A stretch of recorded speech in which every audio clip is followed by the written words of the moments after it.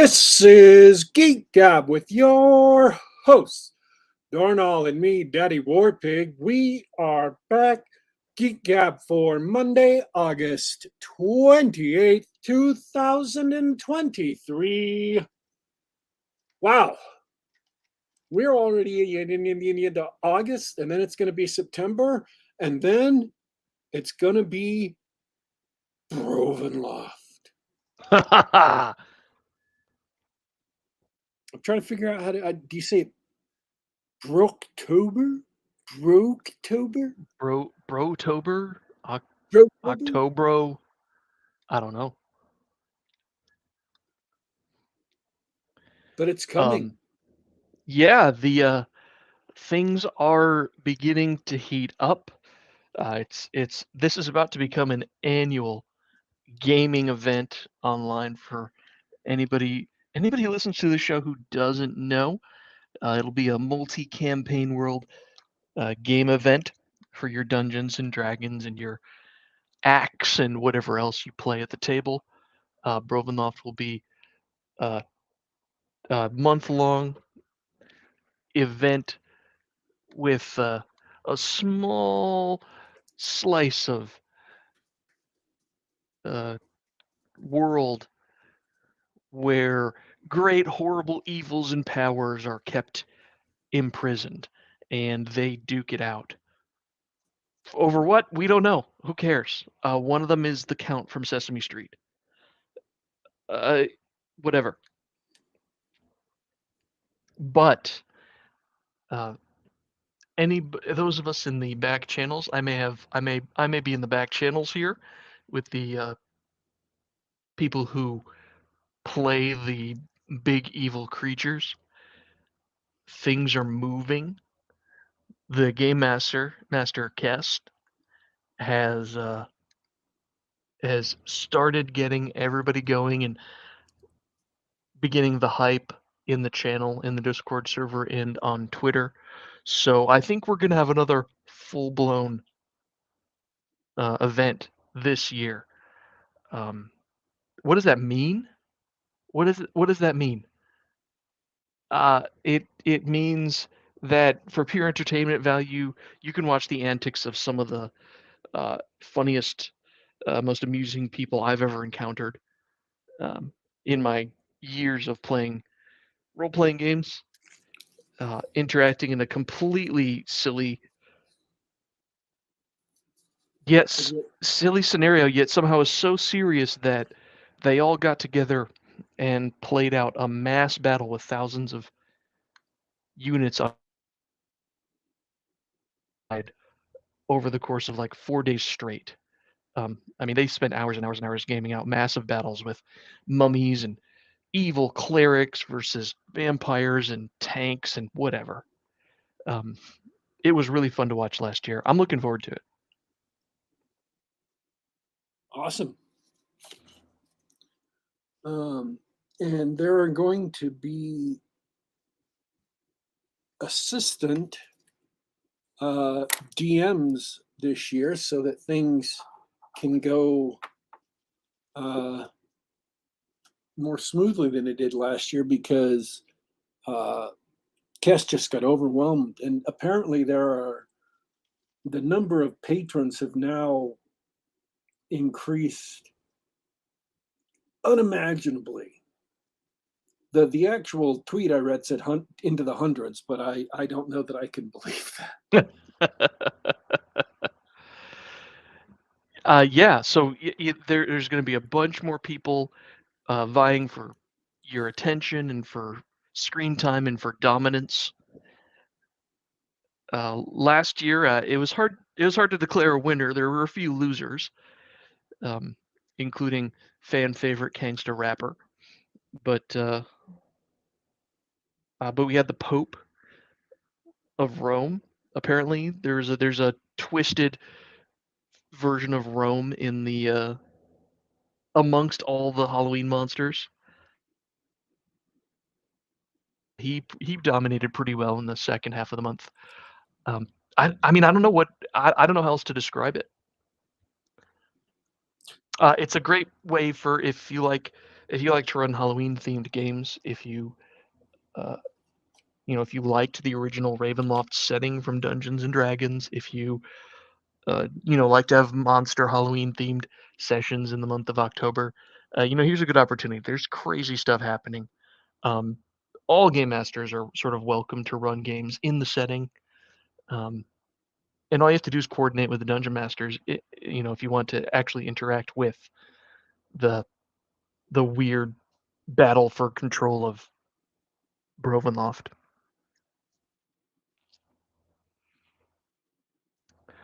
But that's how these guys do it, right? They love to set up a game scenario where sort of everybody's put in this box, and you sort of shake up the box and just watch what organically develops from the game.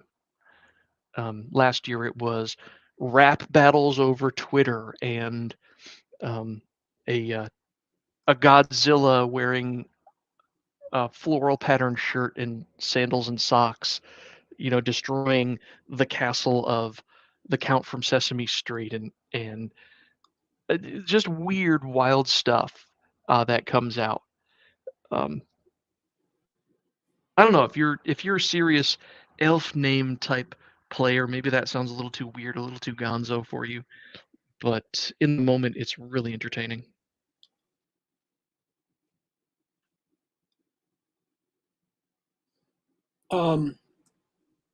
Yeah, we had a lot of fun in Broken Loft last year.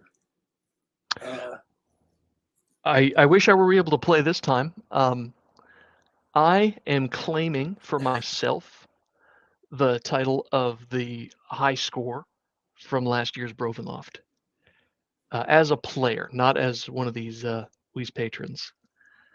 Um, uh, in D&D terms, I think I looted the most treasure, got the most experience points. I'm really happy with that. What happened in my performance? I'm out this year, so someone else is going to have to step up and when that title's up for grabs this year.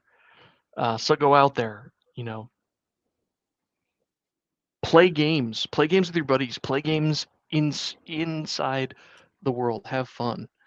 But I'm going to be out because October is my wedding, so I'm actually not going to be able to play much of anything that month. And what about you? What's your plans, Warpig? For Brovenloft? Yeah. I don't have any right now. Last year I you had ran a to. couple of games. Yeah, we had I a think really fun session that was based on the Mummy, the Brendan Fraser Mummy. That was good. And another monster session in a German town. Mm-hmm.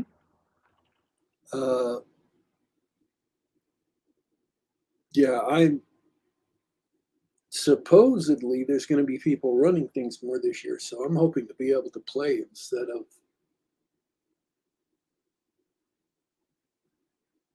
run things.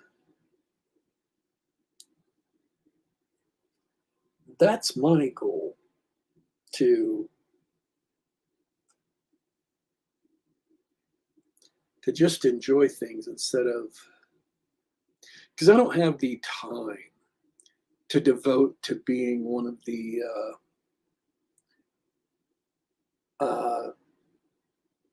patrons, one of the lords of the realms. It Mm-hmm. just nothing I can do about it. So I want to enjoy things as a player.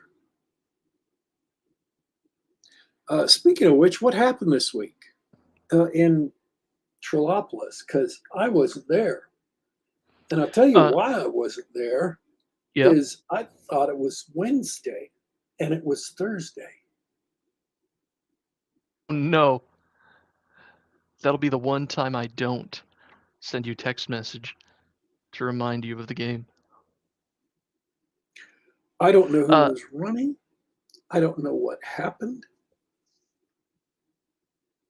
We played in Machador of the famous Macho Mandolf, and the crew decided to follow up on some cultists who appear to be thralls of a giant ancient red dragon in the mountains.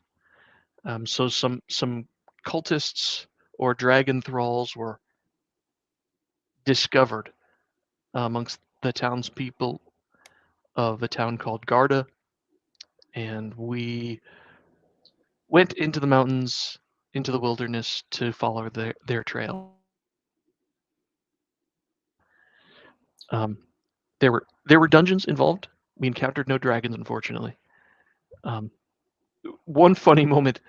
Uh, one funny moment was the garbage dungeon.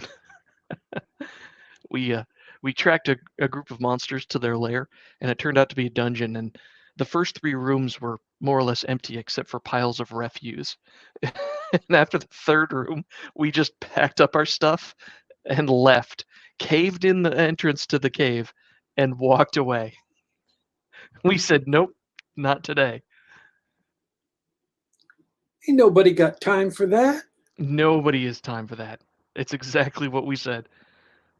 Um, so yeah, the characters enjoyed the little traipsing through the wilderness, and we defeated some displacer beasts and looted their treasure. It was I think after we had 2 straight weeks of hardcore dungeon crawling, and before that we were also crawling in the underground underneath a volcano hunting that dragon's lair.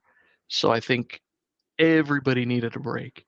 And so it was a lighthearted, um, relaxed kind of session where we kind of just enjoyed hanging out for the night. But we did get some play in, and we did claim some treasure, which, as you know, that's what happens when you're unable to make the game. We thought we had broken the curse, Warpig, because when you're there, we never get any loot. Sorry, it's true. It happens. So halfway through this garbage dungeon, we're all sort of looking at each other going, oh no, we're going to get nothing tonight. But we pulled through at the end. We did have some fun, and we did get some loot. So were the cultists inside the cave? they were not actually. We didn't get we didn't get our eyes on any of the cultists throughout the session. It was a group of monsters, a group of ghouls, and we tracked those ghouls back to their lair, and the lair turned out to be, like some ancient ruins or something. So we thought to look into it to see if there was any trace. Well, maybe the cultists went this way. Maybe they're in hiding in this dungeon. But after 3 rooms of trash, we decided that there was going to be nothing in there. We decided we had gone the wrong way, and so we just left and kept exploring.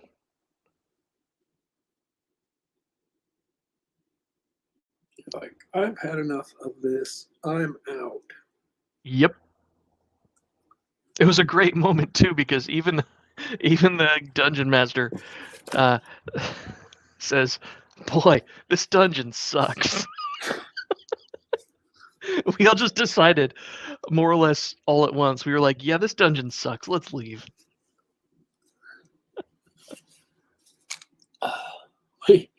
We have wandered into the trash heap of a bunch of monsters, and that's all that's here. We want out. Let's see. News. Apparently, Phil Spencer and the CEO of Larian Games sat down and had a talk at Gamescom. And Baldur's Gate 3, instead of coming out sometime next year, will be coming to the Xbox this year, the Xbox Series. So that's happening. So it's not a lot of good buzz about Baldur's Gate 3. Yeah, it's not going to be way behind the PlayStation 5 like it originally had been rumored to be. Mm. Not that that was a rumor, that was actually the truth. Um, Dune Part 2 has been delayed because the universe giveth and the universe taketh away. Well, that was a victim of the writer's strike. That's was the analysis. That was my analysis. I don't know that that's been confirmed, but it's been delayed until March of next year. I Here's the thing. If I could venture off topic for just a sec, Warner Brothers was bragging that they saved $100 million by not paying writers to write scripts to make into movies. And so I'm like, congratulations, you're a movie studio who's not making any movies. Well, that means you're not going to have any movies to put into theaters. And fine, you're making garbage and you're losing money on it because you're making garbage. And that may be, not losing hundreds of millions may be just as good as, making money at this point. Maybe that's the best you can hope for after this long string of failures, of which sadly Blue Beetle appears like it's going to be another one. It looks like it's not even going to break even with its production budget, much less its production and marketing. So that'll be Blue Beetle, The Flash, Shazam, Fury of the Gods, and whatever DC movie came before that I can't even remember. All of which have been, abject failures in the marketplace, which is sad because, Zachary Levi's a great guy and you want his Shazam to succeed. And supposedly Blue Beetle's actually an okay movie, so if it had come out at any other time, it had probably done pretty well, but people are sick of what's been pumped out by Warner Brothers and Marvel Studios for the last 3 years, 4 years. So they've just stopped going and seeing those movies. Plus, they're not going to the theaters as much as they were before COVID, which brings me back to movie studio not making movies. See, this ties into the point I wanted to make, which is if you're a movie studio and you're not making movies, that means movie theaters, theater chains aren't going to have movies to show in their theaters. And they can't do that indefinitely. They're going to go out of business. So as a movie studio, when you start making movies again, you're screwed because you're not going to have any place to show them. You've just cut your own throat. You've essentially made it so that streaming is your only option. And streaming isn't making anybody money right now. Nobody's making money on streaming except maybe Apple, because Apple doesn't do loss leaders. And so they might be the only ones making money off of streaming. But then again, they've got a very different approach to streaming. Apple seems to believe in prestige pictures above all else. I mean, they won a Best Picture Oscar for Coda, and they've got another movie that just came out, which apparently is getting Oscar buzz too. Apple. Can you believe that? Apple computers, which I remember when it was beleaguered, when people thought it was, on the verge of collapse, when the stock price was down around $14 a share in 1998, 1999. And everybody thought it was, where you had commentators literally saying, I would sell the company, break it up, and give all the money back to the shareholders and stuff because it was never going to amount to anything. And now it is again the most well-capitalized company on the planet, and it's got an Oscar and other awards, and it's got another movie coming up with Oscar buzz. I'm not saying it's going to win.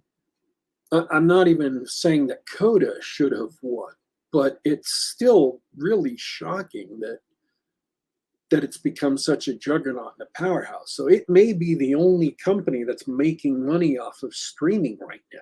Everybody's losing money off of streaming, and most people are losing subscribers. Disney Plus, with the entire Disney catalog, is hemorrhaging subscribers. Netflix, which apparently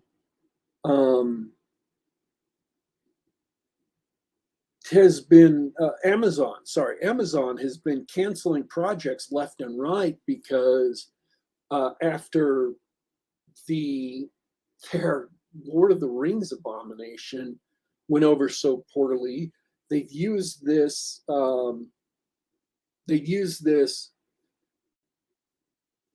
strike as an excuse to start canceling basically everything, even things that were really great, even things that they had already renewed, like The Peripheral, which I'm pretty sure we reviewed, or I reviewed, which was a great series on Amazon, but strike happened, they canceled it, even though it was well into pre-production. If you have a chance, I still recommend that. It's a lot of fun. But that's not the only thing. They came out in the last couple of weeks and they canceled like 3 or 4 different projects. Of course, Wheel of Time's still pushing forward. Of course, Rings of Power is still pushing forward. They're canceling everything but what they actually need to cancel. And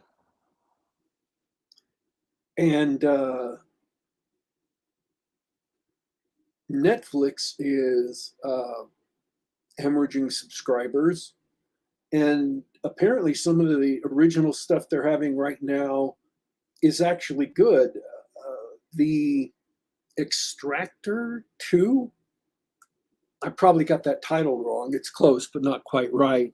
With Chris Hemsworth. The first one was good. It was an enjoyable movie. Again, we reviewed it here. So, like I said on Twitter, I'm probably going to have to watch that and review it.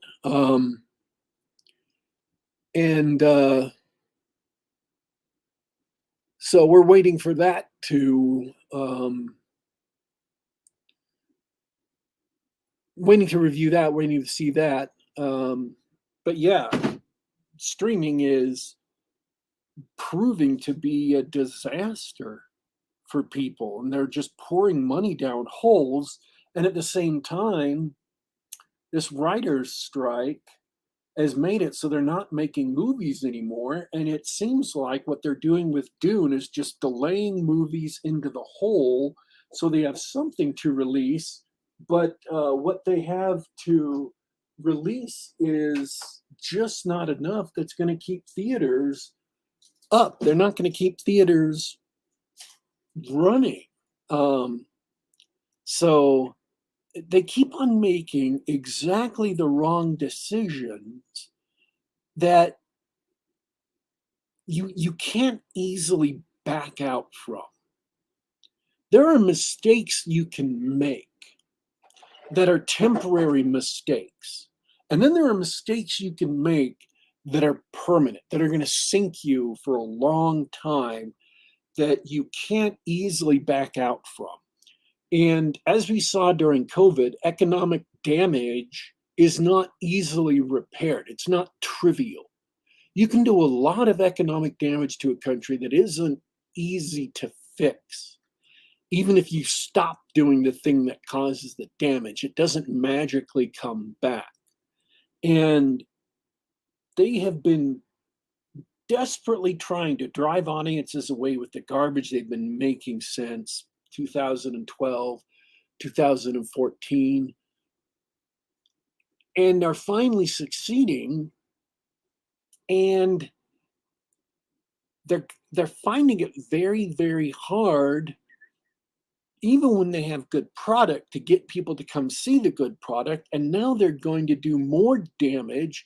How do you organically grow a theater chain? That is a project of decades. That is not something that you can just throw money at and have it get fixed, especially if your audience's habits change, which may be a permanent change. I mean, once they get out of the habit of seeing movies in theaters, you may never get them to want to go see movies in theaters again. They may just decide that going back and seeing movies in their house is what they want to do, and that's it. And then you're that's stuck. been something that's in decline for a long time, like theaters in particular, what we're talking. Yeah, and You know, that it had been becoming less and less of a social event and less of a like a family outing or that kind of uh, pastime. It's just not a pastime anymore. I mean, if theaters become a boutique thing to where uh, it is a hobby of cinephiles, it's a hobby of people who really love movies, then it's going to become something um, like your IMAX theaters, right? Where you're just going to have to show literally IMAX movies because that's where the cinephiles are going to go. Um, you're going to have to shoot them in IMAX and show them in IMAX because that's where people want to go see them. And it's going to be a disaster because they're not making money on streaming. Streaming services commodify movies, just like the Kindle has commodified books, and especially Kindle Unlimited and things like that. And it's a side effect of the barriers to production have gotten so low that there's so much material flooding the marketplace that any one piece of entertainment, by and large, has become a commodity. It's become more or less easily replaceable, especially since Hollywood, which has the money to make great movies that could be irreplaceable, only it's not. It's making trash. It's making not just bad movies or mediocre movies, it's making deliberately repellent movies that are designed to repel the audience. They're designed to offend the audience. They're designed to, the content is designed to say to the audience, you are morally inferior to the movie makers. You are mentally inferior to the movie makers. Your dearest held beliefs are not only wrong, they're backwards, you're inbred, you are the past, we are better than you. And you can't keep making entertainment based around that as your central thesis and expect to be successful in the long run. And once you've driven people away enough, even if you realize your mistake and change your habits, it's going to be nearly impossible to win that audience back. And then people who have different things, who just want to entertain people, have not yet built up the skill set or don't have the talent because the people with talent are being hired and sucked off to the bad places,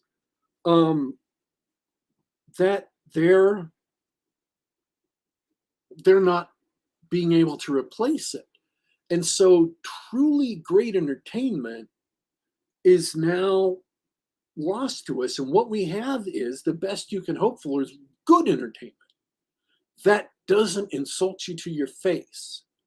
And I'm talking about movies here. People who are listening to this who write books or make role-playing games or do comics or whatever, I'm not talking about you. I'm talking specifically about cinema, because cinema has a much higher barrier with regards to money and financing. And even a cheap movie costs $1 million. That's a hell of a lot of money. And that's a drop dead cheap movie. I mean, that was a cheap movie in the 80s, and you know, it's been $1 million in the 80s is what, like 10 million now, 20 Oh million yeah. now. With inflation, it's like that. Yeah. So you just don't have people who have the deep enough pockets to put money in to expensive products that can directly uh, compete with the quality, the technical quality that Hollywood can put out. But at the same time, audiences are sick of the stories. Audiences are sick of the condescension. Audiences are sick of, you know, getting figuratively spat in the face of uh, by these studio movies, even cheap studio movies. So the best you can hope for is good movies, or movies that you say, you know what, I don't care anymore about high quality acting. Good enough acting is good enough for me. I don't care about, you know, perfect precision in um, screenwriting or whatever. And it is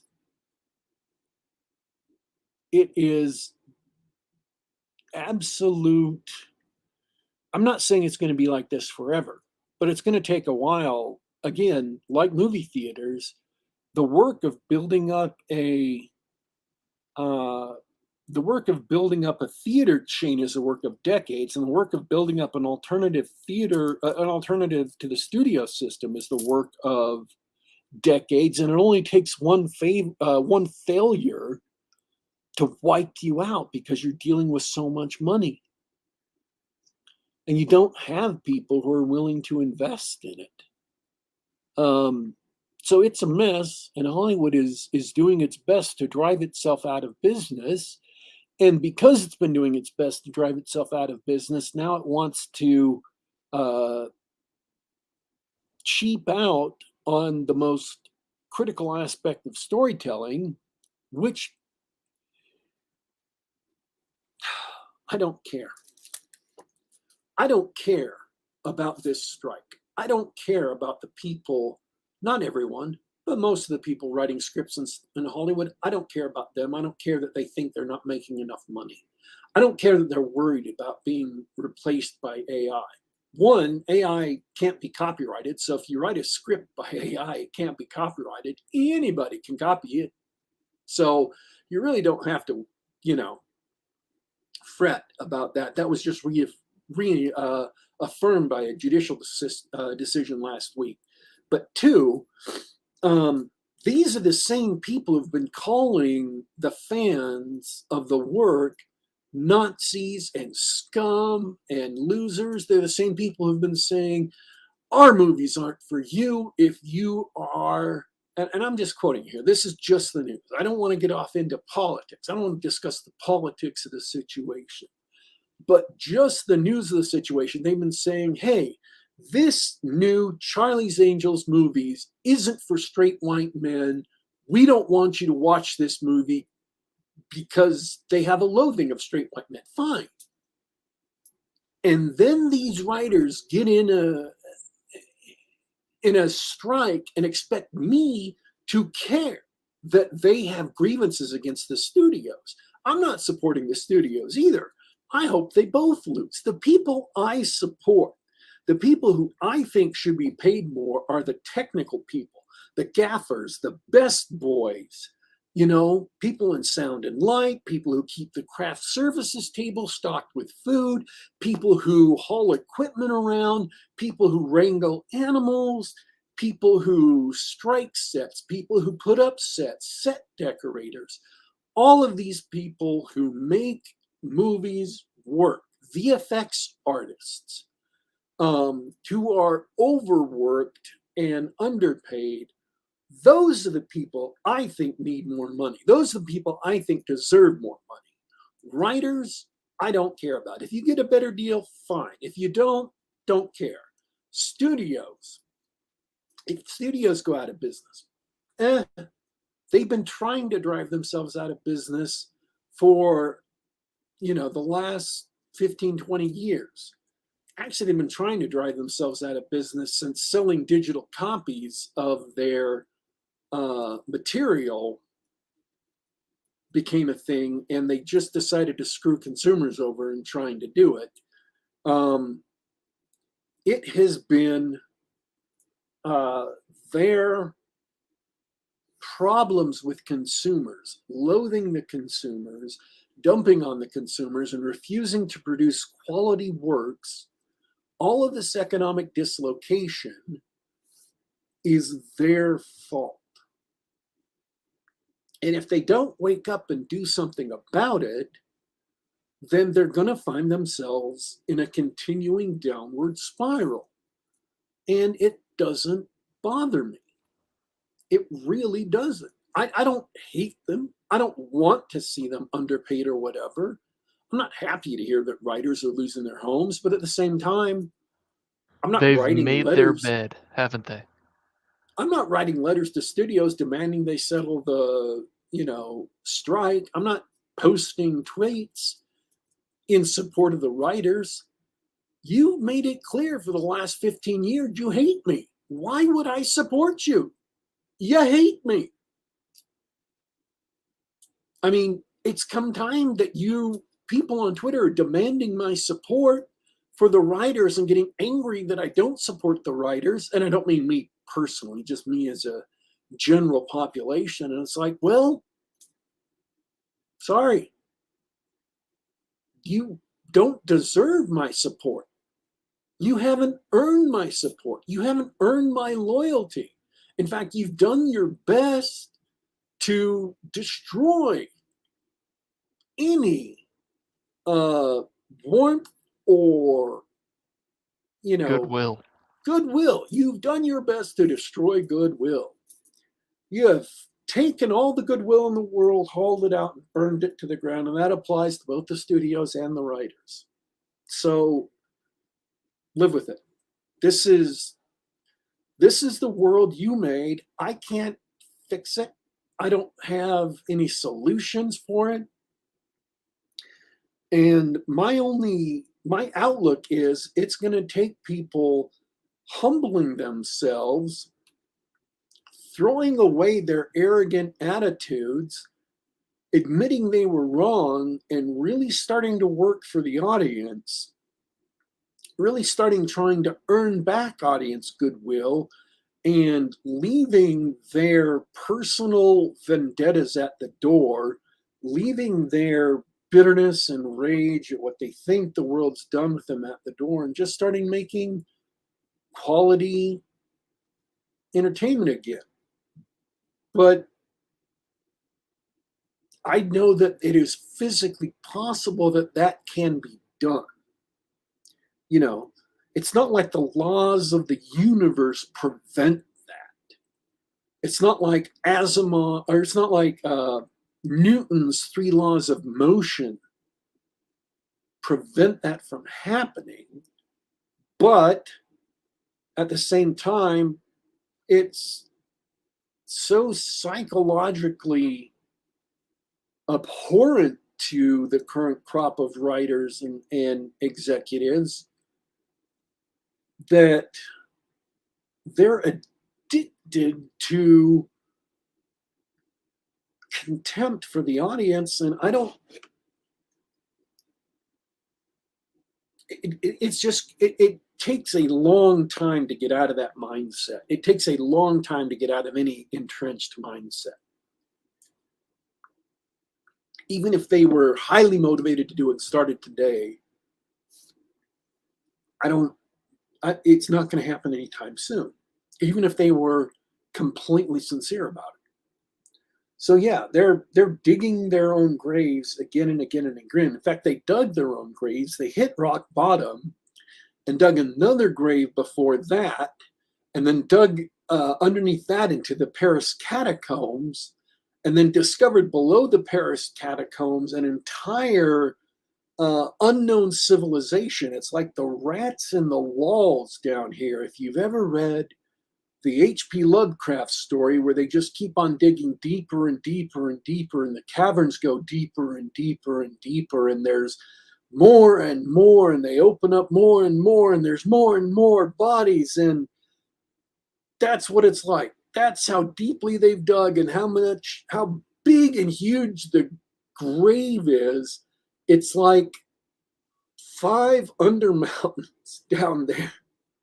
It's like all the biggest mega dungeons in the world glommed together. That's how big the grave is that they've dug. And that's just one writer. So yeah, they're in trouble and they're making it worse. And they don't see that. They don't understand that.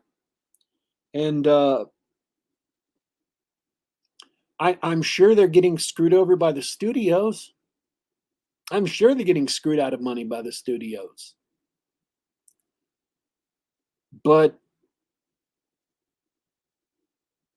they have been screwing audiences out of quality entertainment for a long, long time, and deliberately so. And when the audience said, this is not what we wanted, here are some, here are some changes you can make. They heaped abuse on the audience. They talked to each other on Twitter and made fun of the audience. They told the audience to go away. And now that the audience has gone away, well, that's it. This is what you asked for. What's the Rand posting line? This is the world you asked for? Yep. This is the world you asked for. I tried to warn you. You only had to listen. You only had to listen. That's my rant. That was pretty passionate rant there. I'm just tired of people telling me I have to care. I'm like, no, I don't. You don't deserve me caring. That's right. Don't call it a grave. This is the future you chose. That's right. That's the one. Sven Sorensen. Absolutely. Awesome. Don't call it a grave. This is the future you chose. So, anyways, do you have any comments on that before we head into the topic of the show? I wouldn't add much more. I mean, some of the to your point about streaming services, streaming's not making anybody money, and they've slit their own throats in terms of the cultural impact of theaters and movies, and chasing after dollars that aren't there. Even just on a practical level, we know why streaming doesn't work, because people subscribe for 1 month at a time and they watch everything they want to watch, and then they cancel the subscription. And in terms of the writer's strike, absolutely 100%. I do not value any of the writers' output. They've made it clear that they hate us. They've also made it clear that quality of writing is not important at all. And so they spent so many years destroying all possible goodwill so that when it was their turn to get in trouble, all of a sudden nobody cares about them. Sooner or later, you will need audience goodwill. They earned it. They made their bed and they have to sleep in it. Bradford Walker says that apparently this isn't as much of a problem outside of the West. He says you have to go overseas to find great cinema right now, same as you do for television, or go indie. I don't know. I know that India's got a big popular movie scene. I don't know. I don't know any more than that. But yeah, India's a huge place for movies nowadays. We've seen a lot of stuff out of Korea as far as new television shows and movies. That doesn't mean we can watch it. You can only handle so many subtitles. But I think that's all I have to say about that. All right. So sort of not really switching the subject, kind of switching the subject. Peacock, which is NBC's streaming service, because their logo is the peacock. It's clever, right? Sure. They have some original series, and one of their original series is based on Twisted Metal, the old PlayStation Gonzo car combat game, whose most iconic character is Sweet Tooth, the insane clown in the food van with the burning head. And I will confess, because I never really owned a PlayStation up until the PlayStation 3, and then when I did own a PlayStation, there wasn't a version of Twisted Metal I could play on it, because I didn't have one of the original expensive PlayStation 3s that I could play backwards compatible. So I've only played Twisted Metal 2 or 3 times. I've played it enough, however, to have gotten the gist of the game. And it's an enjoyable game. You drive fast, you have weapons, you crash, you shoot, you blow things up, and you have death matches, and that's Twisted Metal. Yup. And it's built around iconic vehicles with iconic drivers who are not made to be characters per se. They're not made to be people. They're made to be video game, The vehicles themselves are the characters. Right. I mean, in one notable case, there's just a huge guy who's like strapped, like he is the car. He's just this huge guy who's sort of locked into an axle, and his arms are part of the axle for 2 giant wheels. Like that's one of the characters. And the clown, isn't really a character. It's the ice cream truck with the haunting honk and the weird ice cream missiles, right? The cars themselves are the characters, not the drivers, not the racers. So We played that game for hours. I Twisted Metal 2 in particular, tons of fun. I don't this has nothing to do with the show. What a cool game. Just madcap driving around in your wacky vehicle, shooting missiles and machine guns at each other. And I've played other similar games that were like Twisted Metal, but not as gonzo, and so not quite as fun. There was a 70s themed one. That wasn't as good, wasn't as fun, but whatever. So what they decided to do with Twisted Metal, the IP, I really hate that term IP. Really hate it. You're about to get served some warmed over corporate slop when you hear the phrase IP. They decided to turn Twisted Metal into a TV series, into a streaming TV series. Here it comes. Open up wide. And to put personalities and a coherent world background and history and like talking between people into Twisted Metal. So it's Sounds great. Let's do it. It stars Anthony Mackie, who plays Falcon, who got promoted to Captain Falcon or Captain America Falcon or whatever he is now. Who the only thing I can remember of him since he's become Captain America is that terrible, terrible line from Falcon and the Winter Soldier, which is, "You've got to do better, Senator." That's a terrible line. Which is everything I think of now when I think of these writers is, "You've got to do better, writers."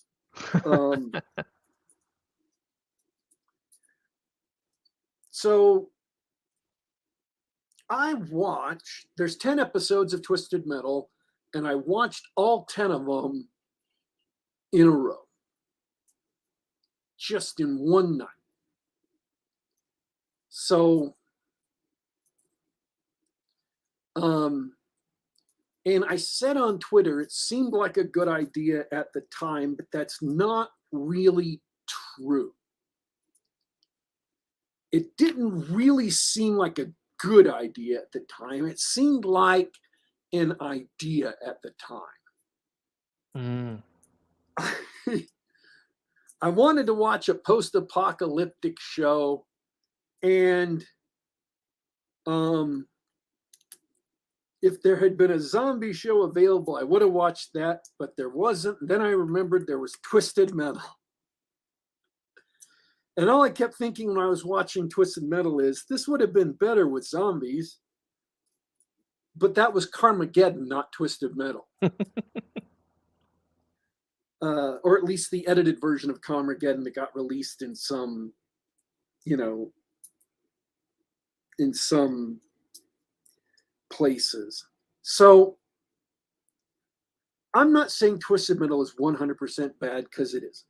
Some of the characters are interesting. Have you ever seen Wings? Oh, that old sitcom? Yeah. Do you remember the dumb mechanic, Thomas Hayden Church played him, yeah. Yeah. He plays a cop who's in a SUV. I assume that's one of the original characters. Yes. Yeah, there's a cop car. Let me think. I think its name is Outlaw. So he plays a cop in this show. They really went all out on the characterization for Falcon, for Anthony Mackie, and they made him a character called John Doe.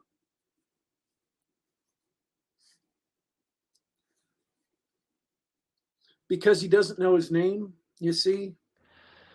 And he drives this Toyota Cessna or Toyota Corolla.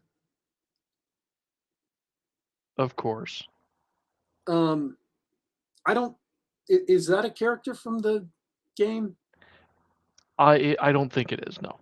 That sounds original. I didn't think so either. So apparently in the near future, there's some hacker thing and the internet goes down, or some virus and the internet goes down. And when the internet goes down, all the banking goes down and all the power grids go down, and all of the, the nuclear power plants melt down, and the world falls apart, and all the cities build huge walls around them and throw all the psychos and criminals outside the cities. And outside the cities, the psychos and criminals have cars and with missiles and stuff around it, and they drive around and they kill each other. And then you have these guys called milkmen. And then you have these guys called milkmen. And what milkmen do is they drive from city to city and they deliver things. Sure. Because, back in the day, milkmen used to deliver milk. Yeah, I follow. Well, that's why it's clever, you see, is they're milkmen. That's why it's funny. Oh. Oh, funny. Yeah, funny.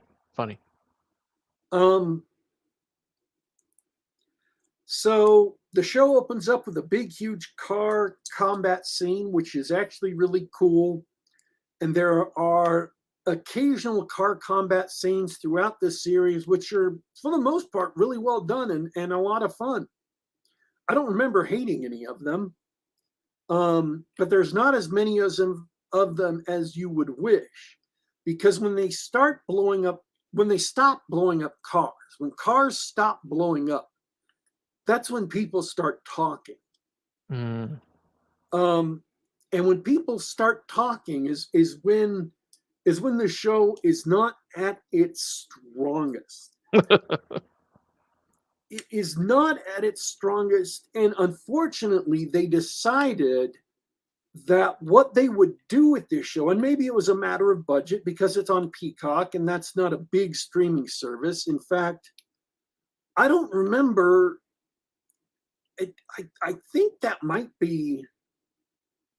Well, if it's not free, it's like $4.99. So, however much people aren't making on streaming services, Peacock really, really isn't making money on streaming. But they are. It's the budget is probably pretty low, so they probably didn't have enough money to do as much car combat as you would like in a show called Twisted Metal that's about Twisted Metal. And it depends on what your standards for what you're going to watch on TV are. If your standards for television are, I won't watch anything that's worse than The Wire or Breaking Bad or Sopranos, then this is not the show for you. If the standards for television or movies are, it's a B movie, they blow things up, and it's mostly entertaining, then yeah. Unfortunately, the first episodes are not the most entertaining episodes. Sweet Tooth is funny. He's in charge of Las Vegas. And they do a lot with Sweet Tooth. He doesn't make sense as a character, but I don't think they really understood that him not making sense as a character is what made it work in the show. Just saying, hey, they should have made this a satire.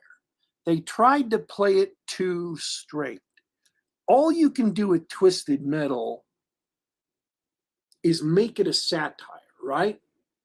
Make it obviously satirical so that it is humorous, so that it is just fun. And they tried to actually make it kind of a serious story. Big mistake. I mean, it's got satirical things in it, but all the satirical things in it are the exaggerated things that came from the game. Like Sweet Tooth, at one point, he's been driving around the entire show and his head's bald. And then at one point, they're charging into the finale of the series, the final car combat of the series, which is cool. And he douses his head with lighter fluid, and says to the guy he's picked as his henchman, he hands him one of those long, thin lighters for for grills, and says, "I'll tell you when to light it up." And then he has it lighted up, and it's genuinely amusing. And then he drives around with his head on fire. If they had made it more obviously satirical, so that it, instead of doing less to make it, It should have been The Running Man. It should have been The Running Man with cars instead of Arnold Schwarzenegger. That's all it had to be. yeah, they tried You to make it remember a The Running Man. coherent world. They're like, okay, let's sit down and let's get serious about this world building. And we'll seriously about this world building, and there's cities and they've got walls and there's this. And it's like, no, you just have these lunatics driving around, getting in fights, and they're, getting in fights in big arenas, and that's it. Because that's the new sports team, and the grim darkness of the near future. Uh, there was a huge economic crash, and sports was too expensive, so people drive around in cars and blow things up. And that's it, In these empty cities that were wiped out by a pandemic, people watch them for fun. Yeah, the Running Man with cars. Yeah. Or RoboCop. It just, With the assist. RoboCop, great satire. Honest to God, great movie. In fact, I think I'm just going to log off right now and go watch RoboCop. So it's not like it's a bad show. It's just that it tries to take itself kind of seriously, and there's just too much in it. It's like the writer knew that they couldn't take it seriously, but like they felt like they had to take it seriously, so they were trying to take it seriously.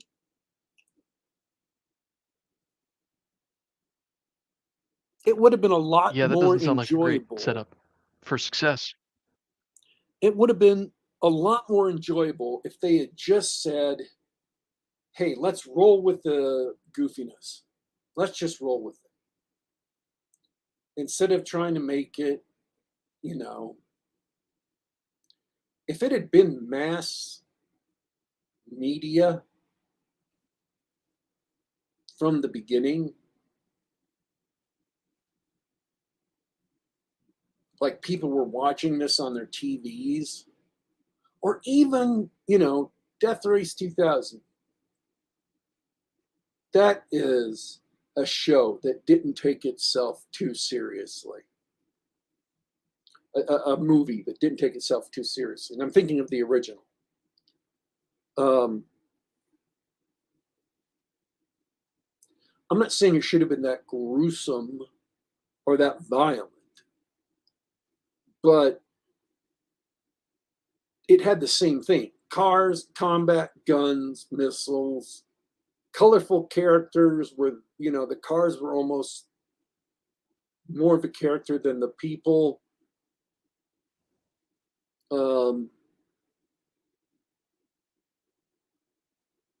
You got to sit down with Twisted Metal and say, screw it, we're just going to have fun here. We can't take this seriously, so we're not going to make fun of the fans. We're not going to make fun of the material, but we know this material isn't supposed to be, literally serious. So let's make it a satire. And good, enjoyable cyberpunk style satires, the good ones are like The Running Man. They know they're not taking themselves seriously. They're trying to have fun with it. Like you laugh as you sort of think along the way, wow, yeah, it could happen like that.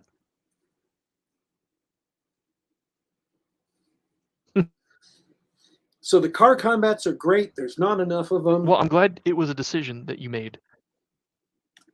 The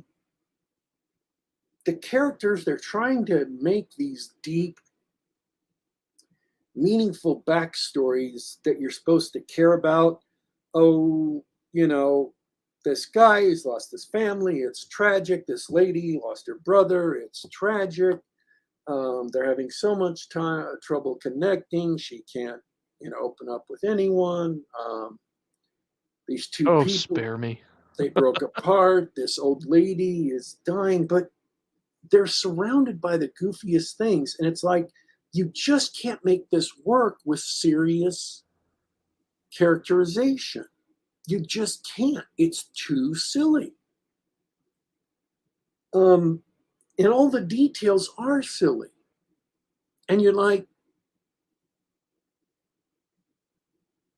even like the new details they added, which weren't in the game, are silly. So you just got to roll with it instead of stop making, tragic backstories for new characters you wrote. Just roll with it. Hey, it's John Doe. He wants to make $1 billion because hot dogs in this future, he wants to make $1 quintillion because hot dogs in this future cost $1 billion a piece. I don't care. That's funny. And they're holding out dollar bills with $1 billion on it with zeros that go, all the way across the dollar bill. Just roll with it. Demolition Man was a satire that had serious action. Make the action serious. The characters were ridiculous. Make the action serious. And the plot can be, serious. The theme of dictatorship, using criminals to try and control the masses. Another good option, or another good example, yeah. Rebellion. Absolutely. The themes and the action is serious. The plot is serious because the people inside the movie don't know they're in a satire, right? So they take it all seriously, but the audience knows it's a satire. Mm-hmm. Just don't try to pile on these super tragic backstories. Just enough to give them character and personality. By the way, Sweet Tooth's backstory was perfect. If you watch it, his backstory was so ridiculous. It was perfect satire. It wasn't a tragic backstory. It was a ridiculous backstory, and it was awesome. That's why I say the character of Sweet Tooth was the best thing about the show, because everything they should have done with everybody else, they did with Sweet Tooth, and they did it right. I'm not saying this is a terrible show. It's a lot of fun B-movie stuff. They got these. Here's part of the fun ridiculousness I just thought this was awesome. I thought this was great because this is perfectly in character with how the show should have been. They have this group of like 30 tractor trailer rigs who are traveling together as like a tribe. And they have several of the rigs that come together and panels fold down and they move together. And they form this bar that is two tractor trailer rigs driving close together, but you can't really tell from the inside. And it's awesome because it's this country and western bar on wheels. And it's great. So yeah, more of that, more of the ridiculous satirical stuff that obviously isn't real because the stuff isn't real, but the characters inside it take it seriously and just live it, and you don't even have to wink and nod at the audience. You don't even have to think about it. You just do it and say, This reality, this is the way it works. We don't even care. We're not even going to mention it from beginning to end of the series. And less of this attempted dramatic backstory. We didn't need a dramatic backstory. We didn't need tragedy. All we needed was, you know, the car fights that were there, maybe some more of them. And they could have chopped out 2 episodes and chopped out the stuff, and it would have been great. That would have been much, much better. It's not so much that it's a terrible show, it's that it's larded down with some things that just slow it down too much. And it's they're trying to make some stuff serious and dramatic when you didn't need it. So Too I'm bad. not saying it's They'll never learn. I'm not saying it's great and that you should watch it, but I am saying that, you know what, it was several hours of post-apocalyptic car combat, and I have seen way, way worse. It's much better than all your Marvels streaming series. It's much better than most of your Netflixes.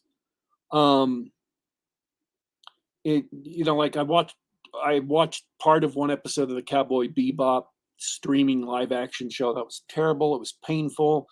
Most of it was much, much better than like Book of Boba Fett, much, much better than the Obi-Wan series, much better than Discovery, much better than most of Picard. So, no, it's not The Sopranos. It's not The Wire. It's not, this is the highest quality stuff, and it's better than season 2 of The Walking Dead. I tell you that. Yeah. It's better than. I really hated Agents of Shield, so that's maybe not fair to other people. Who you really hated Agents of Shield? Oh yeah. I really. You may not remember that because I stopped watching Agents of Shield after season 4, so I stopped complaining about Agents of Shield. Oh dear.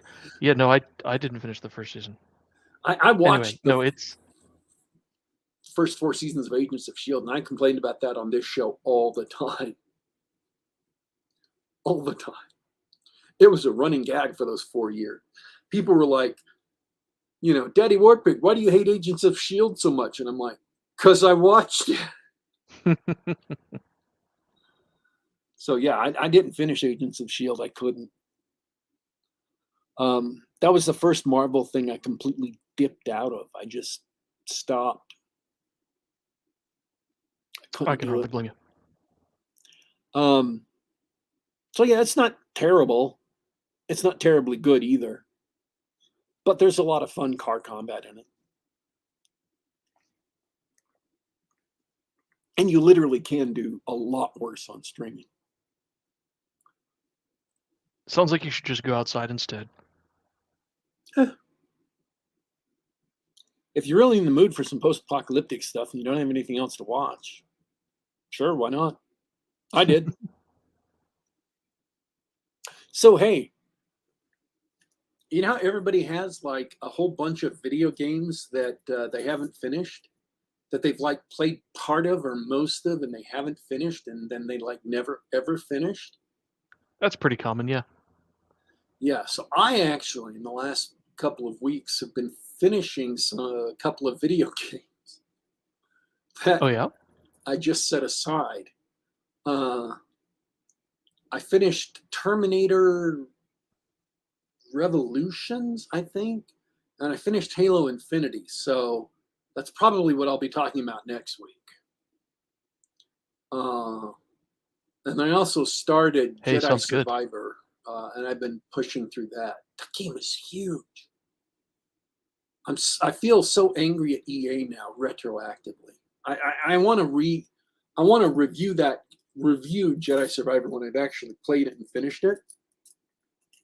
And I don't know if I'm going to do that anytime soon because today is the 28th, right? Sure is. And in 3 days, people who pre-ordered the premium edition of Starfield get to start playing it on the 31st of August. Everybody else gets to start playing it on the 5th. And it's a Bethesda game, so you know there's hundreds of hours of content there. So I get it for free on my, on my Game Pass, on the Ultimate Game Pass. But they had a sale on the premium edition content add-ons. So I did a sale. I bought the premium edition add-on content on sale so that I could start playing it. And this was actually their pitch. I signed on to Xbox to play Halo, and they actually had a pitch on the little square on my home screen. Hey, buy the premium edition of Starfield on sale and start playing it on the 31st. And it literally took me about 5 minutes from seeing that ad to buying the premium edition content on sale. I'm like, okay, my will was that weak. Sometimes it's tough being you. But I didn't pre-order the game. I'm getting the whole game for free, so I didn't spend $100 because it was literally $100 to buy the premium edition. So I got the whole game for no additional price because I'm getting it on the, Ultimate Game Pass. And I say not for free, but no additional price because I'm paying a fee monthly. And then, I got the premium edition upgrade at a discount. So I'm going to start playing that on the 31st. And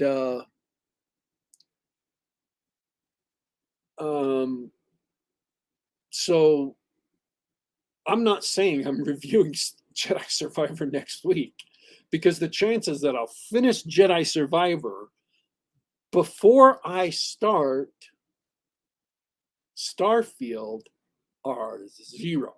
There is no way I'm finishing this game. But I have finished Halo, and I have finished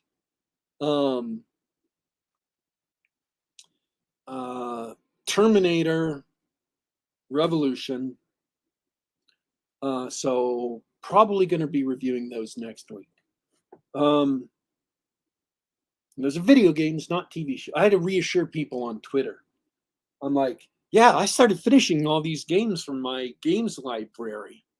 And I'm like, I haven't been kidnapped! Because that sounds like something you'd say, right? To warn people that the kidnappers have gotten you. Yeah. Like, oh no, I really thought Barbie was a great movie. It's like, uh-oh, Warpig's been taken. Better call the FBI. No, I wasn't kidnapped. I really just decided to sit down and finish the games. And I have reviews of them. I have thoughts. I thoughts about the games. So, yeah. We have no guests lined up for the foreseeable future until we line up some guests. So, Quiet. we've been having good stuff, though. I've been having good stuff to review. I've been, even if it's not good stuff, the reviews. That's I right. want to be very careful about how I phrase that. It's an opportunity to do good reviews. Well, let's leave it at that. There's going to be more good stuff to review, even if it's not actually good. Yes. And more good we'll, reviews of stuff. Good reviews of stuff, good or not. Good or not. That was a lot of fun. Thanks for hanging out and chatting, Warpig. It was fun talking about Twisted Metal, actually. That was some good nostalgia bait for me. But I think I am done for this week. Hope everybody listening later enjoyed the show. All right, folks, we are signing out for today. We want to thank everyone who listened live and participated in the chat. We want to thank everyone who will listen later. This is Geek Gab.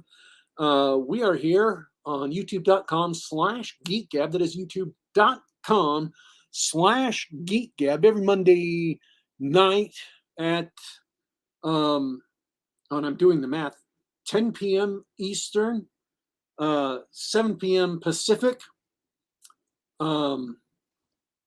Or you can catch us on the replay, which will be here on YouTube. You can catch us on the Apple Play Store, the Apple iTunes Media Store, the Google Play Store, or on SoundCloud.com. Just do a search for Geek Gab. Download us to the device of your choice, or listen to us on the web. We are.